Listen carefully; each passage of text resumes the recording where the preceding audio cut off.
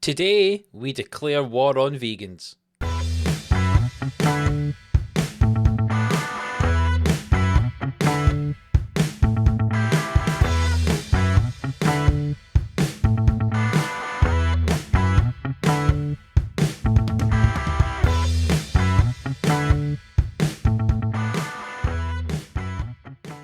Well, maybe that's a slight exaggeration, but welcome on into Living Sports here for another episode of Glory Hunter on Football Manager 22, here with Manchester United. If you are new around here, hit that subscribe button so you do not miss a thing, and if you missed the last one, go and check it out. We played up against Marseille. Today we take on Forest Green Rovers in the 5th round of the FA Cup, and if you didn't already know, they are a vegan, carbon neutral, eco-friendly football team. So that's why I said we're declaring war on vegans. Really, we're just trying to beat veganism. That's all we're trying to do here with our very meaty Man United team or something like that. Anyway, let's get right into it. You can see from the previous results, there's only been one game since the last time we played. We won the Carabao Cup. Twice we've won that now, but it's not part of Glory Hunter, so it doesn't matter. But I say today, Forest Green, FA Cup 5th round. Let's get into it. Hopefully, it's a nice, quick, easy episode for us. Otherwise, something has probably gone very, very wrong. So before we get into the game and show you the team, here are the other games that are going on in this 5th round of the FA Cup. You can see the only big teams left: Arsenal, ourselves, Tottenham. Really, the rest of them aren't really the biggest of size. Brentford did do well last year in the Premier League. If I remember, they finished, 4th, 5th? Yeah, they came 5th. So they're still a decent side, Brentford. But really, we are the favourites for this competition. We should win it this year. Fingers crossed. So here's the team we're going to go with today. We've got injuries to Niang. He's out for 4 weeks. Michel's out for 4 weeks. Still, Coop Miners is just returning. Rashford is just returning for injury as well. So Henderson is going to be in goal. Fofana and Guindo at the back. We'll give Mustafa a bit of a rest as he's a wee bit tired. Livramento at right back. Escudero at left back. Why not? Bit of squad rotation. Burke is a little bit tired also, so he can get the day off. De Jong, Willett and Rovella in midfield. That's because Bellingham and Stansfield are both a bit tired too. Nusa out on the right. That's probably a first choice right midfielder for us at the moment because we have no Niang and no Michel. Duron on the left-hand side and Ilie leading the line. 25 goals for Ilie so far this season. Let's see if we can add to that tally today. Forest Green Rovers have jumped between League One and the Championship over the last 3 or 4 years. So you'd imagine it'd be fairly easy, this one for us. We're at the top of the Prem. They're at the bottom of the Championship at this moment in time. But you never know. They could do something. They could throw a spanner in the works. And let's see if they do. Their top player is a goalkeeper they have on loan from Everton. So that tells you how good their team is, that they have an Everton backup goalkeeper as their best goalkeeper, or the best player I should say. It's Ilie heads that one. It's just come off the top of the bar. Looking around the grounds, Arsenal are currently down 1-0, which is not what they would be wanting to start with, but it'd be useful for us if one of the big teams gets knocked out, as Ilie has it here. Duron plays it into Nusa, and he nearly gets past Vestergaard, but not to be. Nusa really wanting to try to cement his place in the team. He obviously this year's kind of lost his place. He used to be the rotation option for Sancho in the left wing position, but Duron has taken over that this season. Nusa hardly was in the squad, to be honest, the matchday squad, as he brings in a corner here, headed over by Guindo. He wasn't even in a lot of the matchday squads. Now he's got the chance to, for the next month, be the first choice right midfielder. Let's see how he does. He was really good for us last year. Let's see if he can find that form again this year. But obviously, off from the opposite side of the pitch. As Forest Green have had a bit more of the ball than I'd have liked. We've had most of the chances, but they have had a lot of the balls. They launch it long, but Willett wins ahead. Duron finds it. What's he going to do? Into Ilie. He'll finish. No, he won't. Saved by Vestergaard. And there's half an hour on the clock, and the score is still 0-0. I would like for us to be a little bit more clinical in those positions as Duron tries to find Ilie, and Nusa has it now back into Ilie, and I was asking people to be clinical, and he has been there. That was a thunderous strike in off the underside of the bar, and we lead 1-0 here. You can see Rovella with it over to Duron, who plays a lovely ball in behind for Ilie. The defender gets there, but the ball falls to Nusa, back into Ilie, and no chance for the goalkeeper. Half an hour on the clock. We lead 1-0. We've dominated the game, and finally we are on the scoreboard. The score sheet, the scoreboard doesn't matter as Guindo heads that one, and it's cleared away. Nusa, ball back in, and headed away again. Nusa with the corner for the other side this time. Fofana gets his head on it, his 5th of the season. Our centre-backs are pretty tall. They're pretty good in the air. They score a lot of headers from corners. Whether it be Mustafa, Fofana, Guindo, doesn't matter. But 40 minutes on the clock. Fofana wins his header. There's no one on the far post to stop that one going in.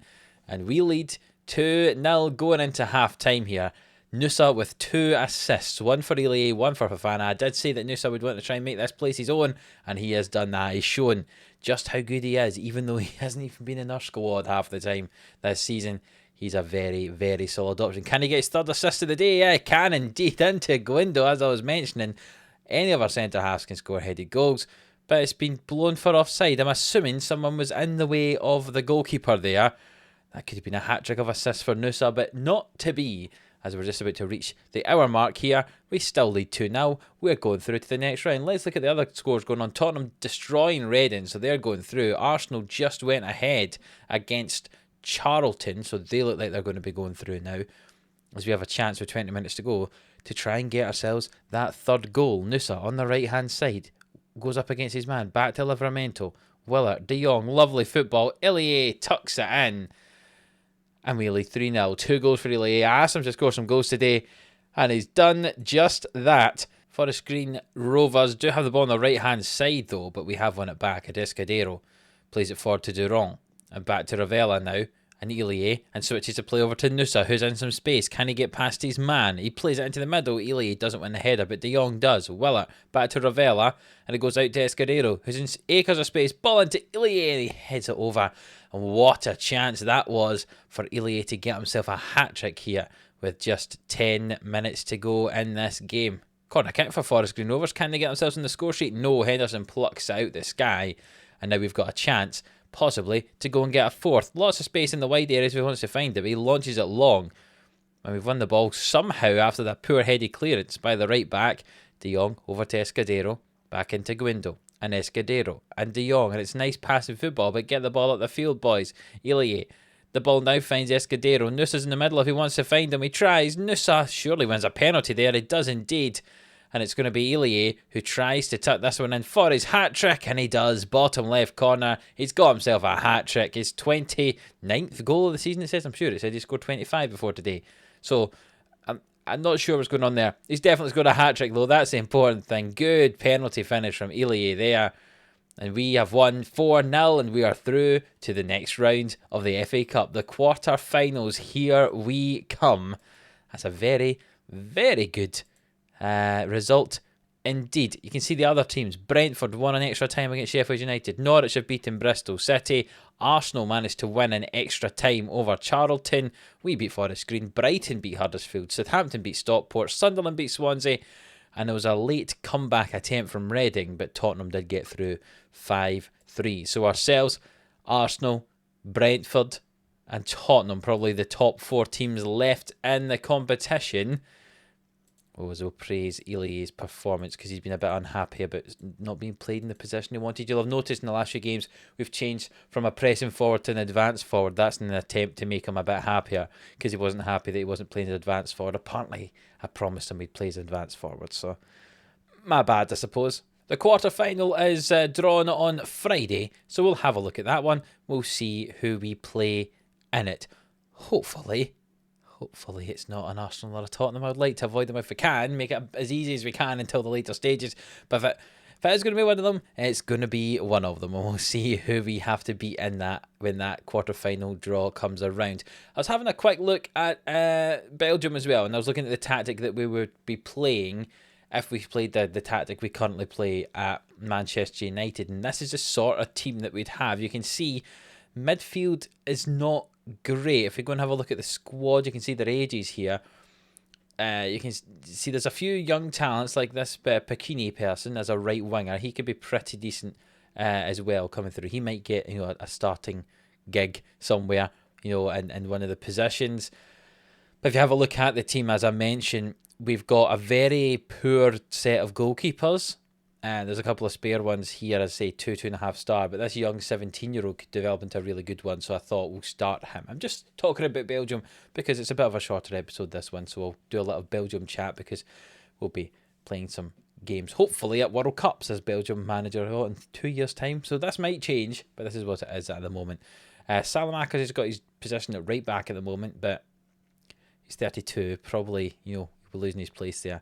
This man, Annabelle Meko, who's at Roma, started off at Anderlecht. Very solid centre-back. He's one of the options we're having in there. And a 32-year-old Pascal Struik, who, if you remember, we had at Monaco and we sold him to Ajax. He looks decent as well, but he's 32 too. Jaro Moorman is someone who will be playing at left-back at this moment in time. Might play at right-back, if Salamakers goes.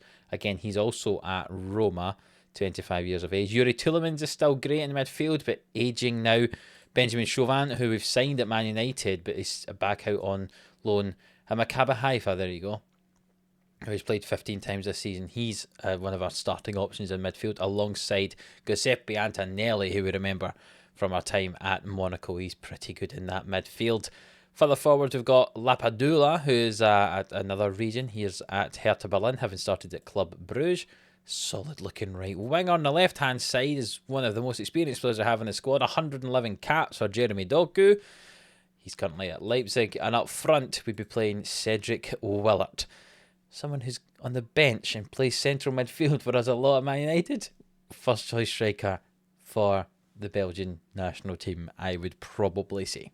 So I'm not sure if we're going to win any World Cups with this team, but maybe we've got a chance in 2034. You never know. Right, here is the draw for the quarter-final, the last bit of today's episode, as the automatic draw starts. And Championship Norwich are drawn up against Arsenal. Tottenham are drawn up against Brighton.